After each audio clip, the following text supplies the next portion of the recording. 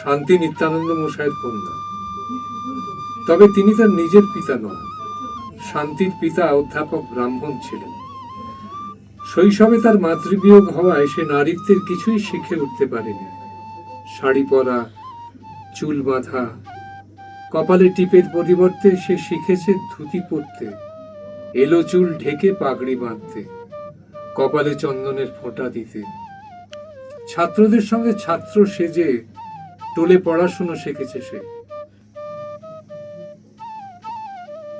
সামনের শনিবার দেখুন গল্পের দর্পণে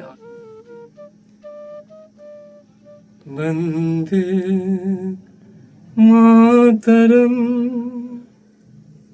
সুজলাম সুফলাম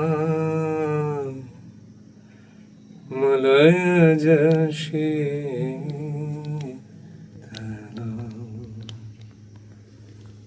বন্দে মাতরম